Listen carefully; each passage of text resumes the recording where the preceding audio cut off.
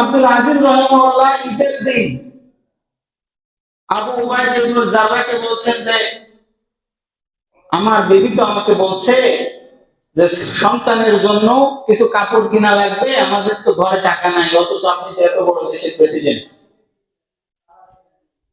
যার সময়ে বাঘে মহিষে এক গাঁটে জল খেয়েছে, কেউ কারোর দিকে তাকায় নাই, এই ব্যক্তি সে বলছে, তখন আবু উবাইদা ইবনে জাররাহ হলো বাইতুল মালের দায়িত্বে, অর্থাৎ অর্থমন্ত্রী।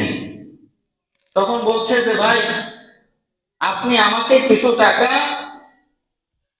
আগাম দিয়ে দিন আমার বেতন থেকে, যেন আমি আমার বাচ্চার কাপড় কিনতে পারি। তো আবু উবাইদা ইবনে জাররাহ রাদিয়াল্লাহু তাআলা বলছেন যে খলিফা, আপনাকে যে আমি টাকা দিব, তা আপনি আমাকে দুইটা শর্ত দেন। এক নম্বর হলো, আপনি যে আগামী মাসে আমাকে পরিশোধ করবেন এর একটা সাইন আমাকে দিয়ে দেন যে আগামী মাস পর্যন্ত আপনি জীবিত থাকবেন।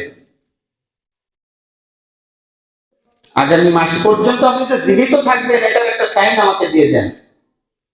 দুই নম্বর হলো, আপনি যে আগামী মাসে আমাকে বেতন দিয়ে দিবেন, বাইতুল মালের যে টাকা আপনি কর্জ নিচ্ছেন এটা আপনি বেতন থেকে দিয়ে দিবেন, আপনি আগামী মাস পর্যন্ত যে আপনি খলিফা থাকবেন, আপনি যে প্রধানমন্ত্রী থাকবেন, রাষ্ট্রপতি থাকবেন, এই পদে আসীন থাকবেন, এটা আমাকে দরখাস্ত করে দিয়ে নেন।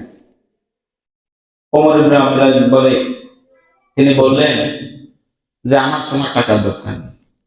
বাড়িতে আসে বিবিকে বললেন যে আমার যে আয় এটার উপর হয় সন্তুষ্ট থাকো, না হলে আমার কিছু করার নেই। এটা ছিল তাদের জন্য কল্যাণ, এটা ছিল তাদের জন্য কি কল্যাণ। এটাকে তারা কল্যাণ হিসেবে নিত, কারণ তারা জানতো পৃথিবীর কেউ দেখতেছে না, একজন দেখতেছে, আল্লাহ। এই একইটা তাদের মধ্যে ছিল যে আমার কল্যাণ কিসের ভিতরে।